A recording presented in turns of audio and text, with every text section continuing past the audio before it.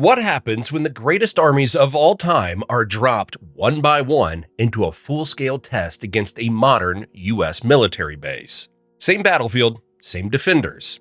And no, we're not including every army that would take ours. So I picked 5 of the most legendary and diverse, each bringing a different style of war. And defending it all is Fort Campbell, Kentucky, one of the largest and most important US military bases, home to the 101st Airborne, over 25,000 soldiers, Blackhawks, Apaches, and more drones than some countries, radar-guided missiles, and layered defenses designed to spot and stop anything that moves.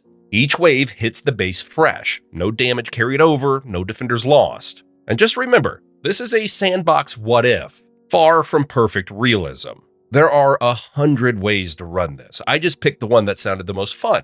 Same rules, one shot each. Let's see who gets close and who gets erased. Wave 1, the Spartans. Forget 300. This time, it's 3,000 Spartans in bronze, marching in 5 tight formations. No cavalry, no archers, just spears, short swords, and the kind of discipline that once held off entire empires. They emerge from morning mist, shields and helmets smeared with river mud to dull the glare. It doesn't matter. As soon as they cross the tree line, thermal cameras spot the heat mass. The alert goes out. A C-ram turret, normally used to shoot down rockets, spins manually. In one burst, it sprays thousands of 20mm rounds into the formation. Over 70 Spartans drop instantly. But they keep moving. M240 machine guns fire from the towers. Then the 50 caliber M2 Brownings kick in, punching through shields at 800 meters. The line fractures. Some Spartans sprint through the smoke,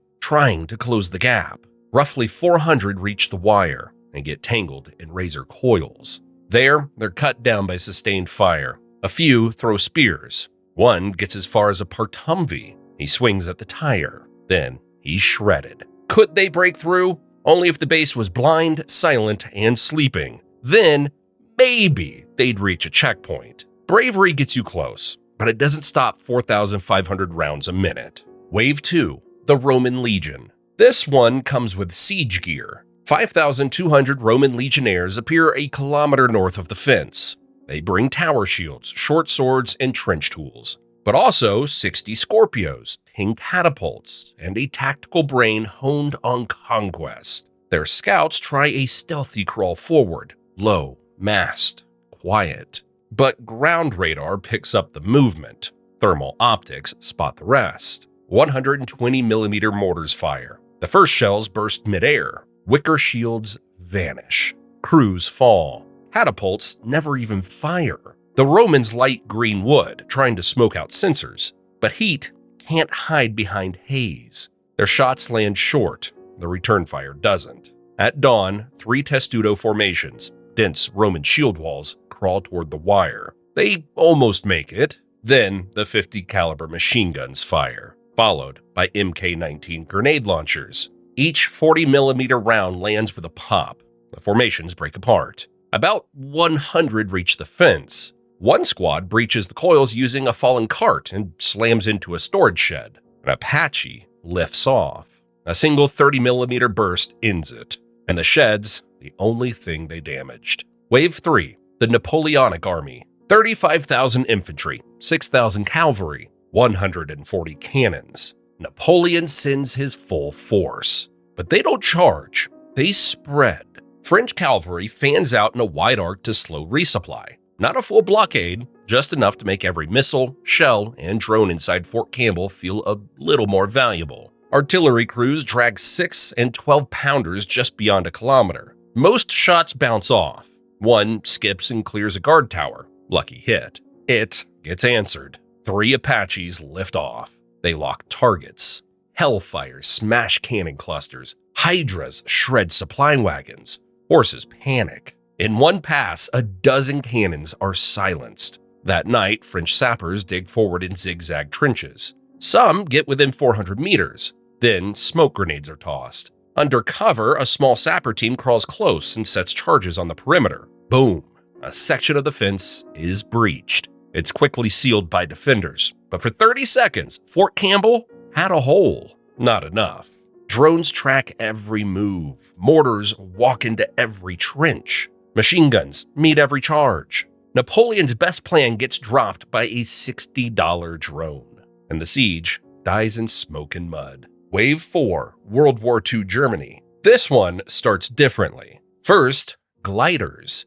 DFS 230s try to land near the airfield. Fort Campbell spots them with radar and thermals. Tower guards spray the landing zone with M240 fire. Some gliders crash, others land clean, and their troops sprint into the dark. A few vanish. Then, bombers. 36 Ju-87 Stukas come in low. Fort Campbell picks them up, 5 clicks out. Avenger missile trucks lock on. Stinger teams fire. A few Stukas punch through. One drops a bomb that hits a fuel bladder. Another damages a vehicle lot. But command, drone control, and Apaches stay untouched. German artillery and Nebelwerfer rockets follow. They hit randomly, no GPS. HIMARS fire back. 6 GPS-guided rockets erase entire German batteries in return. Then, the tanks. Panthers and Tigers push forward through morning fog, hoping to sneak past sensors. But Apaches see from above. They spot the hot engine plumes. Hellfires hit the lead tanks. On the ground, U.S. troops with javelins wait for silhouettes to loom out of the haze. Then, fire. A few tanks return fire, none survive. Then infantry rushes in. MG-42s, Panzerfausts, flamethrowers. But fog won't save them from FLIR. That's thermal vision. It sees heat, not light. 50 cal machine guns and airburst grenades hit anything that moves. Over 8,000 troops, 120 tanks. Fewer than 300 reach the fence. Some chaos, a lucky hit, a breach attempt, but nothing sticks. Wave 5. The modern combined force. This is the sharpest edge of warfare. Stealth bombers, AI tanks, loitering drones, special forces, no flag. Just the best of what Earth can throw at a target. Could they flatten Fort Campbell in 15 minutes? Yes. But we didn't give them a free shot. We gave the base a chance. It starts slow. Malware slips in through a spoofed Wi-Fi login. Internal feeds flicker, systems lag. Nobody notices yet. Then GPS goes dark. An EA-18G Growler, a U.S. electronic warfare jet, floods the area with jamming. Satellite signals vanish. The base flips to backup nav.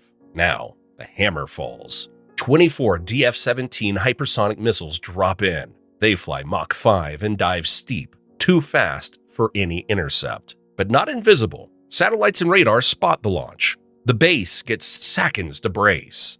It's not much, it's enough. Then come the B-2 bombers. Still hundreds of kilometers away, they launch JASSM-ER cruise missiles. They fly low, hug terrain, and stay under radar. Fuel tanks erupt. Gun depots vanish. The runway craters. 2 C-rams spin up. They open fire. Then 1,000 Lancet loitering drones arrive. Phalanx guns, radar-guided 20mm Gatlings, shoot down 60 before they overheat or run dry. The rest crash into towers, bunkers, sensor masts. Then the Blackhawks come. Special forces skim treetops, dropping fire teams around the perimeter. They sweep comm stations and tower nest with drone support and suppressed rifles. Now the armor moves. 90 tanks, Leopard 2A7s and M1A2 SEP V3s roll in under drone cover. HIMARS strikes and takes out 4. Then it's spotted. The kamikaze drones finish the job. Inside the base, the fight's still on. One U.S. team ambushes an armored convoy with javelins, grenade launchers, and a Humvee-mounted 50 cal. They take out 2 vehicles, then get pinned. Only one escapes. The remaining Apaches lift off. 2 are shot down by Iris-T missiles. 1 survives, fires a Hydra volley into a fuel column, then pulls away. Fort Campbell puts up a fight. Dozens of drones downed, 14 tanks destroyed, multiple kills. It's not enough. This time, the base falls. Or do you think one of the older armies could have done better? And if you want to flip the script, what if a Roman legion stormed a World War II bunker? Thanks for watching.